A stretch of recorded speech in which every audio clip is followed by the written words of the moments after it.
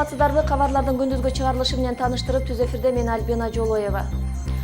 Бишкекте өзүнө кол салган 15 жаштагы кыз куткарылды. Бул тууралуу Өзгөчө кырдаалдар министрлигинин басма сөз кызматы кабарлайт. Свердлов районуна 23 февралда саат 21:30да Өзгөчө кырдаалдар министрлигинин Бишкек шаардык куткаруу кызматынын куткаруучуларына Легвиненко көчөсүндөгү батирлердин биринде 15 жашар кыз эшигин ачпай жатканы тууралуу маалымат түшкөн. Куткаруучулар шатынын жардамы менен терезеден киришкенде батирдин ичинде 2001-жылы туулган өспүрүм кыз көп дары ичип алганы белгилүү болду. Куткаруучулар тез жардам чакырышып, кыз аман калды. Улуттук гвардиянын 700 учаскер бөлүгүндө кызмат өтөп жүргөн жоокер токмуктолду. Анда Төлөгөн Абдимитал уулунун буту сынып, учурда Ош шаардык ооруканасынын сынык жарат бөлүмүндө жатат. Төлөгөндүн апасы Лайлика Ниязованын айтымында баласынын бул абалга келишине ошол эле аскер бөлүгүнүн старшинасы себепкер болгон. Ал эми Төлөгөн старшина эч кандай уур токмок албаганын, жөн гана тамашанын аркасынан буту сынганын айтууда. Дарыгерлер жабырлануучунун бутуна 2 күндөн кийин операция болорун билдиришкен. Ал эми бул факты боюнча аскер прокуратурасы тарабынан иликтөө иштери жүрүүдө. Уже командир менен старшинасы келди да, эже жүрүүң балаңыз бансы да деди. Аны мен жүрүүм кырмып калайын деди да. Ооруп калдым анан. 2 күн үйдө жаттым, бүгүн Бансага бардым. Барсам балам операция кылбаптыр. Кылат деди да. Кече старшинасы алып келип берге жуундуруп алып кетти. Аны эмнеге кылбадыңар десем, биз билбейбиз дейт да врачтар. Өлкөдөгү социалдык фонддун төлөмдөрү өзгөртүлөт. Өткөн жылда кабыл алынган мыйзам боюнча жер үлүшүнө төлөнүүчү салыктар өскөн. Буга байланыштуу элдердин наразычылыгы күчөгөн болчу. Мындан улам мыйзамга өзгөртүү киргизүүгө сунуш берилди. Ага ылайык жерге болгон төлөм азайган. Анда жер үлүшүнө болгон салык канча пайызга азайтылганы кабарчыбыздын материалында. Дыйканчылык менен алектенген жарандар жер үлүштөрүнө болгон социалдык төлөмдүн жогорулугунан нааразы болушууда. Мында жерге түшүм айдап, бирок кирешиден чыгыш жасашкан дыйкандар социалдык төлөмдү төлөөгө даремети жетпейт. Андан улам жарандар төлөмдөрдү азайтууну айтышууда. Актабай калып атат да, актабай калып атат. Азыр 2,5 миңден айдассак жерди. Эртең мал алатабыз 1000 сом, 1,5 сомдон. Буну уругуну алып экебиз, көчөтүнү алып экебиз, уну актабай калып атат да, эртең буну сата турган болсок, эртең налогко деп келсе, же сууга деп келсе, кайсынысын төлөшүбүздү билбейм. Энди бир адамдын башына 500 сом, 600 сомдон да болот. Биз ошо 8-9 жанга биз кандай кылышыбызды билбей атабыз да. Бул жерден дарамат табабызбы, же каяктан табышыбызды билбей атабыз. Же Кыргызстанда ишкана болсо экен, иштеп, уяктан иштеп, буяктан жаба турган болсо экен налогторду. Ошо да. Өткөн жылкы бекитилген тариф боюнча социалдык төлөм жер үлүшү бар ар бир жаранга 53 сомдон туура келет. Бул дыйкандарга оор келгендиктен мыйзамды өзгөртүү жагы каралууда. Сунушталып жаткан мыйзамда салык төлөмдөрүнө өзгөртүү киргизилген. Мында төлөмдөр азайтылып, айына ар бир жаранга 16-17 сомдон каралды. Мен ойлойм, элге бир тоолуу жеңилдик болот.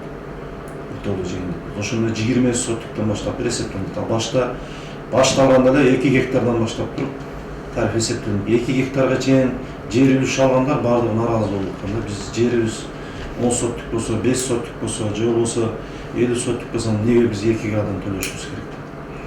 Азыр жумушчудар өзүнүн жумушун бүтүрдү. Эсептерди чыгаргандан кийин биздин төрага Абылгазиев президентке кирип бул боюнча макулдашып чыкса, анан мыйзам каралат. Мен ойлойм, бир 2 ай, 3 айдын ичинде бул чечилет. Сунушталган мыйзам долбоордо социалдык төлөмдү төлөөгө аз камсыз болгон үй бүлөлөрдүн шарты эске алынган. Ар бир адамга жылына 200 сомдун тегерегинде туура келет. Бул сумма дыйкандар үчүн орточо ченемде. Эми ошол мыйзамды чыгарып, жакшына налогторду азайтып, мына көп балалууларга дагы жакшы болот эле, бизге деле жакшы болот эле. Жерден азыр түшүм кылсак дагы ошо жер өзүн актап айтат. Түшүмдү аз алып атабыз.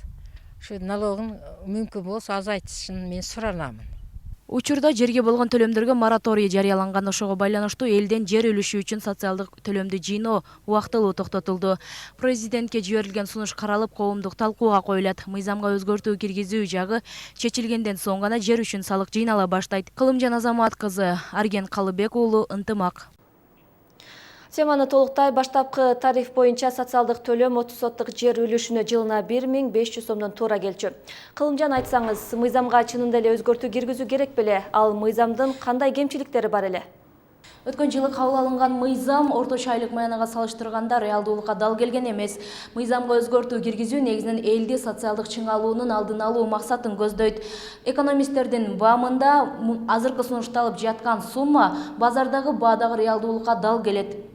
Адина, сөз сизде. Эсептеш башка жаңылыктардан. Кыргызстанда жаш ишкерлер бирикмесинен кабарлашканда 25 февралда премьер-министр Темир Сариев инвестиция жана ишкерликти өнүктүрүү боюнча кеңештин жыйынын өткөрүп, анда кризистен чыгуунун жолдору талкууланат. 26 февралда өкмөттүн жыйыны болуп, анда антикризистик программа каралат. Март айынын башында премьер-министр антикризистик программасын парламенттин кароосуна алып чыгыш керек. Кыргызстандагы адам укуктарынын жана сөз жана ишеним эркиндигинин абалы боюнча талкуу бүгүн Бишкекте өткөрүлөт. Ал бир дүйнө укук коргоо кыймылы тарабынан уюштурулууда. Кыймылдын лидери Төлөйкан Исмаилова мындай талкуу улуттук деңгээлде биринчи жолу уюштурулуп жатканын билдирди. Сөз эркиндиги дин тарабында эмне үчүн кысым болуп жатканы, адам укуктарына кандай тоскоолдуктар болуп жатканы талкууланып, аларды кандай чечүүнүн сунуштары айтылат. Бир дүйнө улуттук укук коргоо кыймылы өкмөттөгү адам укуктарынын абалы боюнча иликтөө жүргүзгөн. Анын корутундусу бүгүн жарыяланат. Жыйынга жергиликтүү укук коргоо уюмдары, ЭКУКунун эксперттери, парламентари катышат. Кезек дүйнөлүк жаңылыктарда. Өткөн суткада Фиджи аралын катуу куюн каптады. Юнстон деп аталган тропикалык борон аралды бир канча чыгымга учуратып, турак жайларды талкалаган. Андан сырткары табият кырсыгы 20 кишинин өмүрүн алды. Адистер каза болгондордун саны өсүшү мүмкүн экендигин эскертишет. Учурда жабыркаган аймакта куткаруучулар иш алып барышууда. Кененирээк кезектеги материал. Фиджиде Уинстон тропикалык куюну келтирген чыгымдар эсептелүүдө. Ал эң жогорку 5-баскычтагы кооптуу абалга чейин көтөрүлгөн.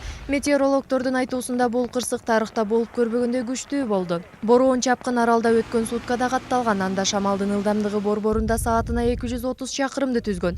Океандагы толкун 12 метр бийиктикке көтөрүлдү. Учурда кырсыктан 20 киши каза болгону айтылууда, бирок алардын саны дагы да өсүшү мүмкүн. Азыркы тапта алыскы аймактардагы жабыркагандар боюнча маалымат такталып жатат. Биз үйдө болчубуз. Аябай катуу шамал болду. Баары талкалана баштаганда чиркөөгө жашынганы туура келди. Өлкөдө 30 күндүк өзгөчө абал жарыяланды. Мектептер жабылып, эл аралык аба каттамдары токтотулду. Көбүнчө турак үйлөр жабыркады. Айрым аймактар бүтүндөй жок болуп кеткен. Сува шаарында 150 үй жараксыз абалга келди. Элдерге жардам берүү үчүн тартип сакчылары жана аскер кызматкерлери тартылган. Ошондой эле атайын борборлор даярдалды. Бул сиздерге жеткирип үлгүргөн акыркы кабарлар болду. Ушул жана башка жаңылыктар биздин сайтта да жайгаштырылган. Маалыматтар менен кененирээк ынтымак чекит KG сайтынан тааныша аласыздар.